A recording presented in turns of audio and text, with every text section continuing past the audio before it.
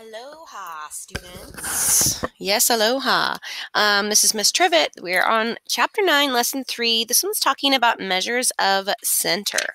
Lots of different things to discuss here, so let's get right to it. So page 404 in our green math books. And dealing with measures of center today, we'll talk about what those are in a minute. But our learning target is I can find the median and mode and identify which measure of center is best to use. So kind of a long learning target here. I can identify the median and mode. And then another thing we're going to do today is and choose which measure of center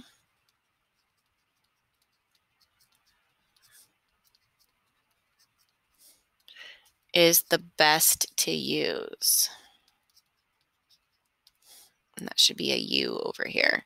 Okay, so lots of different things happen in here in this one. So let's get right to it. The top of 404, our first highlighted word is measure of center.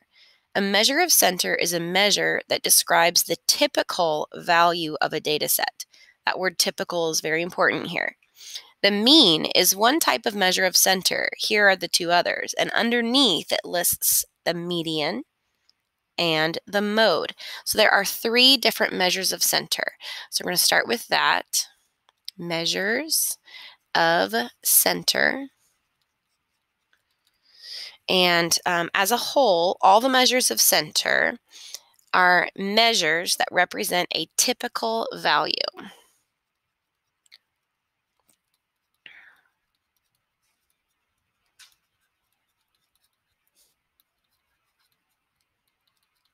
And typical in these quotes is important to know. It's a typical value of the data. We're going to talk a little bit more about this word typical in a moment. There are three measures of center. The mean is one of the measures of center. And yesterday, we already learned how to find the mean, and we did a lot of practice. I'm putting a little check mark there because we already know how to do that. The second one here that we're going to look at a little bit today is the median. That's our second measure of center. And the last one, I'm going to scooch down here a little bit. The last one is the mode. So these are the three different measures of center: mean, median, and mode. So they all measure a typical value of the data. But there's times where one of them is a better measure to use to say that it's a typical measure. We need to know how to find all three of them, though.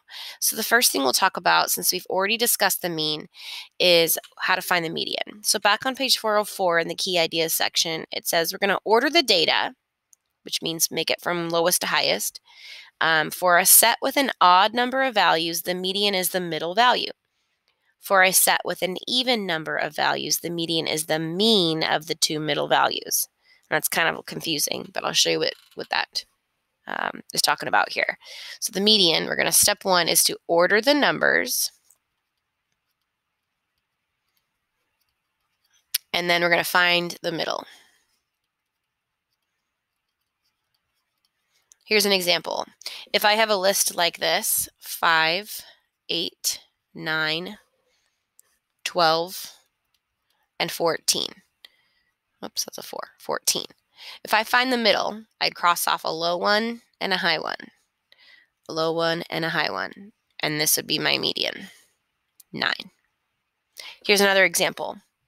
2, 3, 5, 7, 10, 11.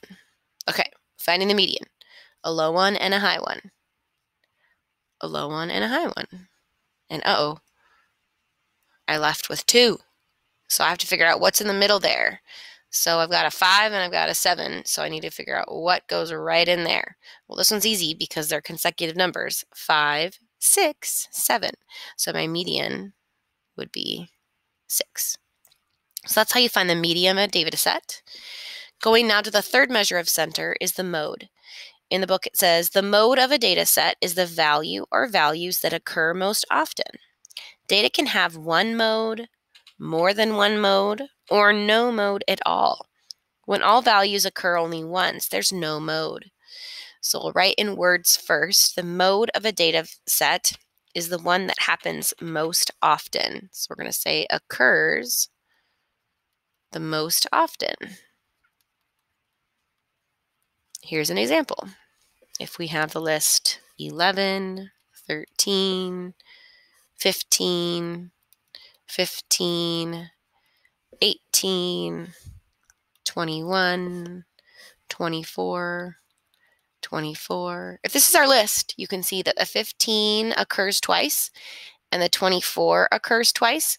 So our modes, yes, there can be more than one, would be 15 and 24. So mean we talked about yesterday. Median, order them, find the one in the center. Mode, which one happens most often? And there can be more than one mode. So those are the key ideas for today. So we'll go ahead and get to our examples now. We've got example 1. We're going to do a little practice here. Finding the median and the mode. So we're going to practice median and mode to start off with. So let's find the median and the mode of the bowling scores. So we have a chart of bowling scores. Should be a C. Let's get our chart down. So we have 120, 205, 135, 160,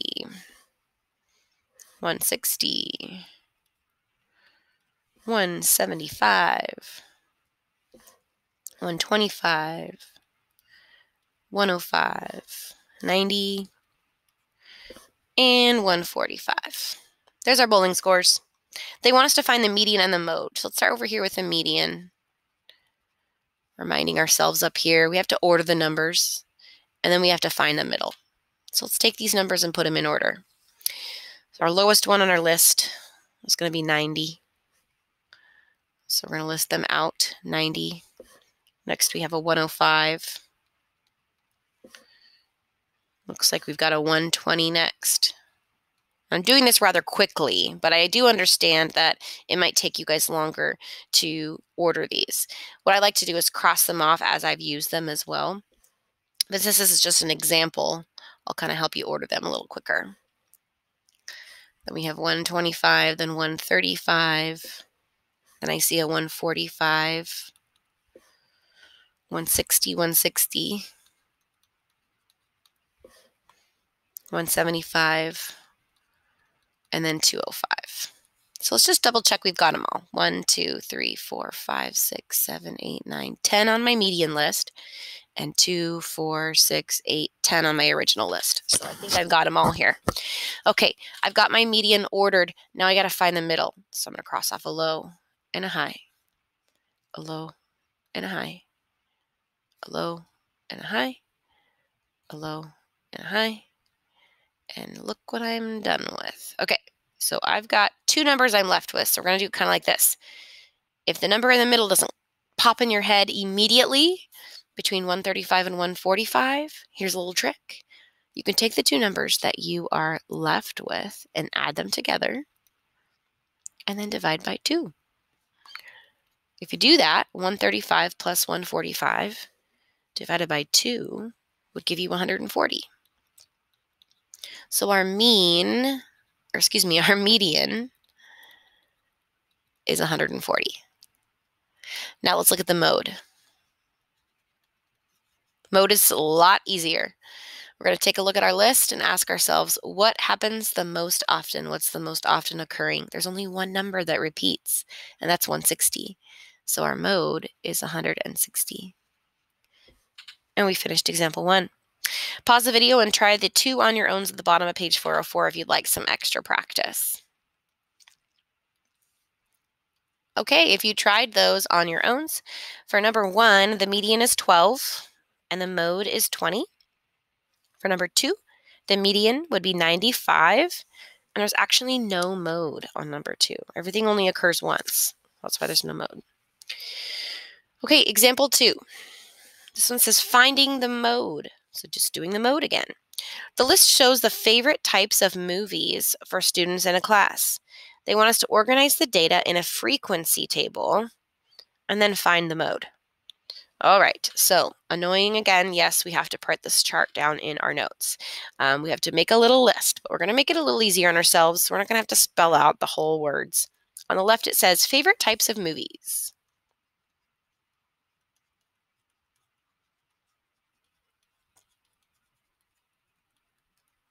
So this is what we're talking about here. And there's a list of what people's answers were. So there's comedy, there's horror, there's comedy, there's action. Instead of writing the whole entire word, we're going to put a C for comedy, an H for horror, an A for action, and what else is there? D for drama. Okay, so we've got a C for comedy, and we've got an H for horror movies, another C for comedy, an A for action movies. We've got an H, C, H, H. In the next column, drama, and then another drama, so we'll do D, D, comedy, comedy, drama, comedy, comedy. Then we have another action, horror, horror, action, action, comedy, horror, and then action, drama.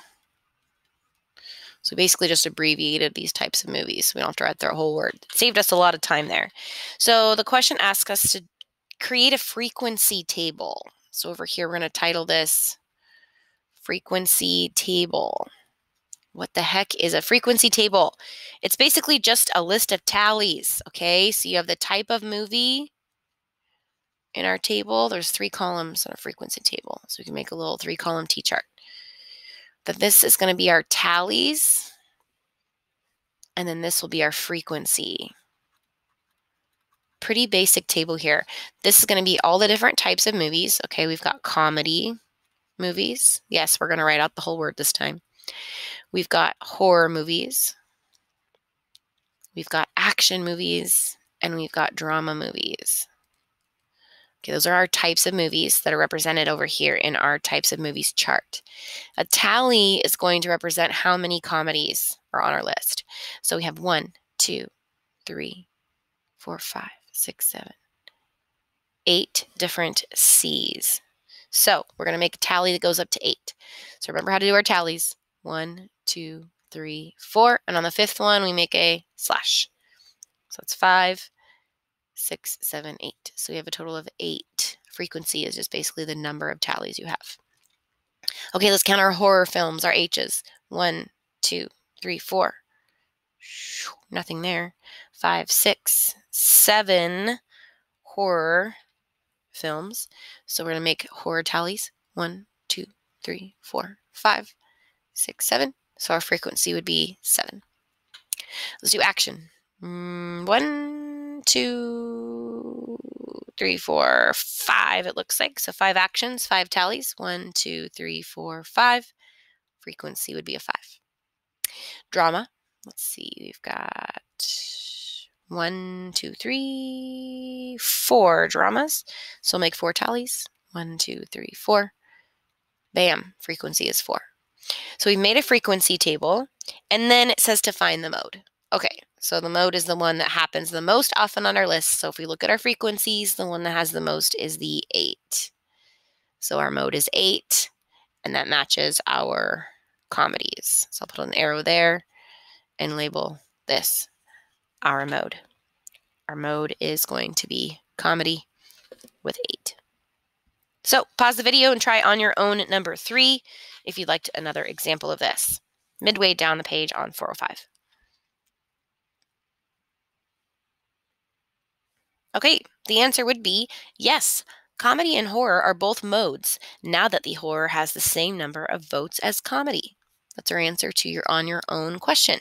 Okay, let's get to example 3 here. Switch colors, green. New page here. Okay, example 3 is all about looking at shoes. In our book on page 405, I see some pictures of shoes. Choosing the best measure of center. This is an interesting one, so I'm going to title it Choosing the Best Measure of Center. And remember, we're looking for this word typical. So we want to choose a measure of center that's giving us an accurate typical number that we're talking about. So it says find the mean, median, and mode of the sneaker prices, which are in the picture on the left, and then which measure best represents the data. So on the left, our sneaker prices are listed. We're going to find the mean of the sneaker prices, the median, and the mode. Okay, so I'm actually going to do the median first. I like to start with median because it kind of forces me to order my numbers. And then these are sneaker prices,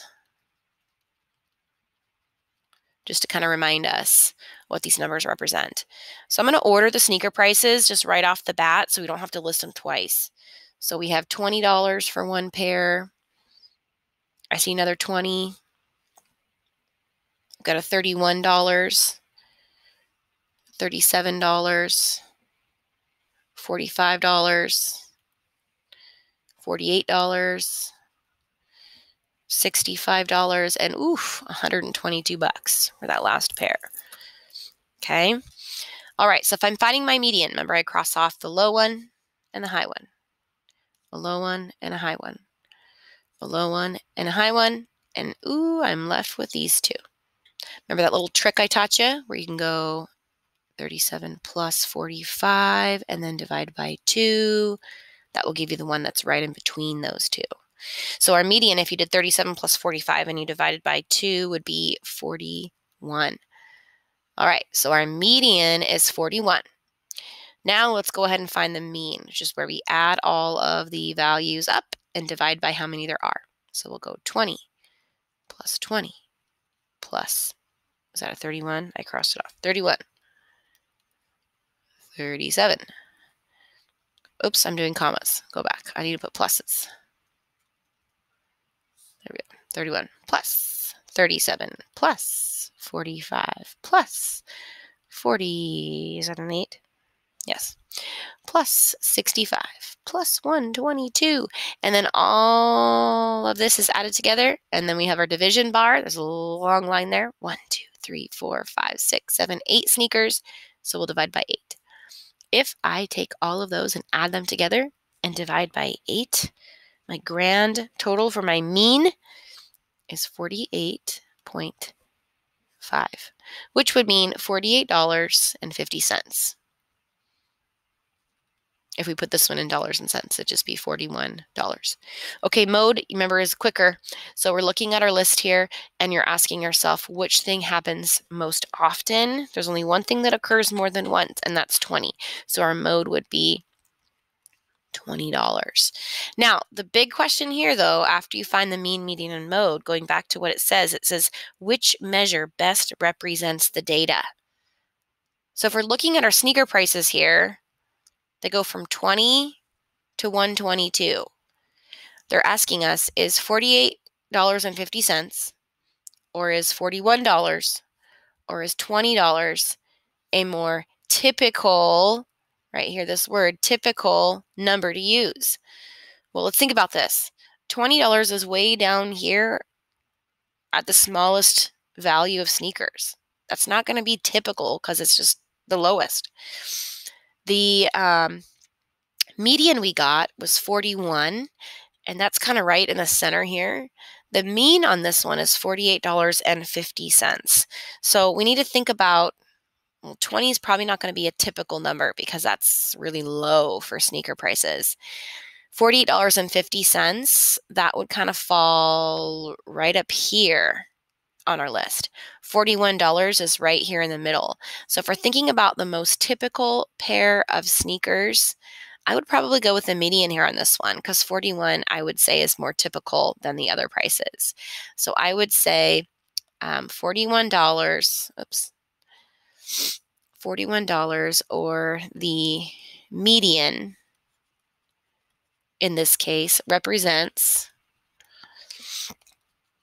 a typical pair of sneakers. The other ones are good measures of center, but in this case, for this set of numbers, the median is going to be the best one to use. If you'd like another one to practice like that, bottom of page 405, there's numbers 4 and 5 for you to try. Okay, if you went ahead and tried those, taking a look at our answers here, number 4, the mean would be 67.25. The median is 51.5, and there's no mode for this one. And for this one, it says the median best represents the data. So they're picking the median again. It's closer to more of the data values because the mean is influenced by the outliers. Looks like there's some outliers there. If you tried number 5, the mean is 110, the median is 99, and the mode is 150.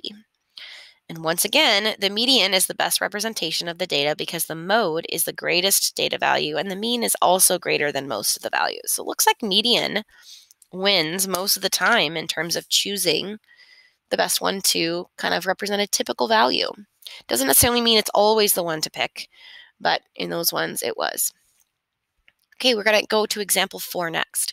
We're turning the page here to 406. At the very top of 406, it says removing an outlier.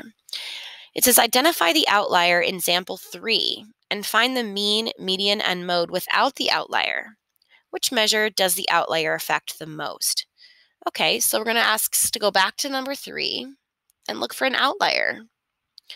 Okay, here's our data values. Let's think about this for a second. Are there any on this list that are kind of far away from the rest?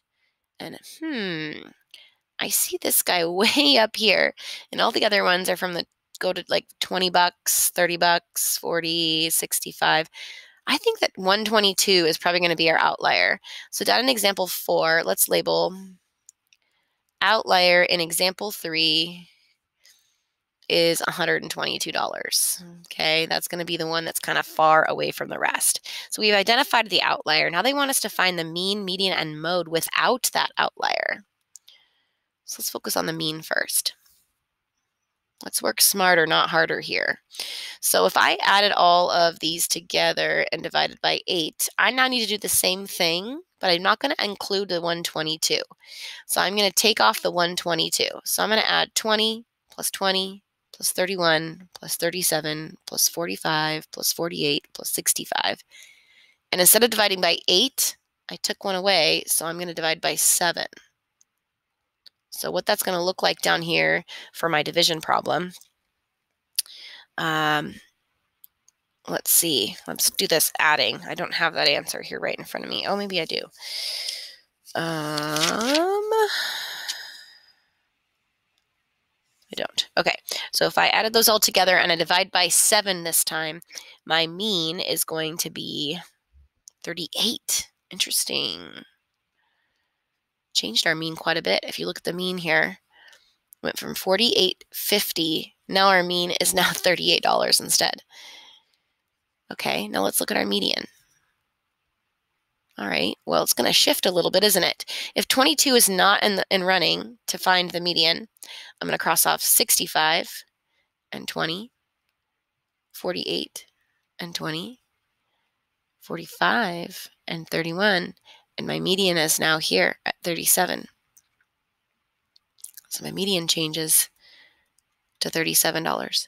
And then my mode, the most common on the list. Now let's think about this for a second. If I take off 122, is that going to change the most commonly occurring on the list? It's not. 20 is still happening the most often, so that's not going to change. So my mode is still 20.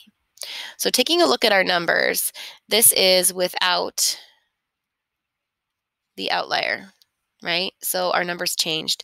And the question says, which measure does the outlier affect the most? So let's list over here our original numbers with our outliers so we can see which one changed the most. Our original mean was 48.50. And our original median up here was 41. And then our original mode was 20. Okay, well, which one's changed the most? 37 to 41 is a few bucks. 20 to 20 doesn't change at all. But the means, if you look at it, the means change drastically. So I'm going to say the mean changes the most.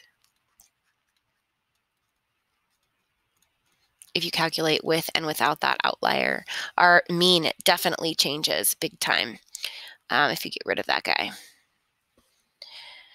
If you want to try one more like that, you can try the on your own number 6. Pause the video if you'd like to do that. It's about middle way down the page on 406. If you tried out that one, the answer is 45 is the outlier. With the outlier, the mean is 18, median is 12.5, and the mode is 10. Without the outlier, the mean is 12.6, the median is 10, and the mode is 10. So the mean is affected the most by the outlier. You're going to find that as a typical answer to these kinds of questions. You're going to have a lot of times that median be affected the most. This is our last example, and this one's kind of a quick one, so we'll do this one fast. Changing the values of a data set. The prices of 6 video games at an online store are shown in the table. The price of each game is increased by $4.98 when shipping charge is included. How does this increase or affect the mean, median, and the mode? So we're asked here, kind of question is, if each price is increased by $4.98, how does that affect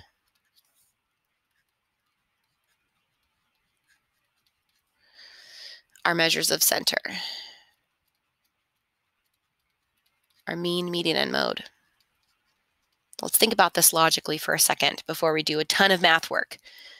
We're not going to find our mean, median, and mode and then do it again after we increase by $4.98. Think about this. If every single price on the list is increased by $4.98, what is going to happen to our mean? If everything is increased by $4.98, well, isn't our mean going to increase by $4.98 as well? Yes, it is. So if we just think logically about this, if everything is increased by $4.98, our mean will also be increased by $4.98. Okay, let's think about our median. Oh, interesting. Our median will probably also increase. We're going to put little quotations, meaning that's the same thing there. Our median is also going to be increased by $4.98. And then if our mode, if all of our numbers are going up by $4.98, well, yeah, our mode is also going to increase by $4.98 too. So remember that if everything gets increased by the same dollar amount, all of your measures of center will also be increased by that same amount as well. There's one more on your own at the bottom, number 7. Go ahead and try that one out if you want to.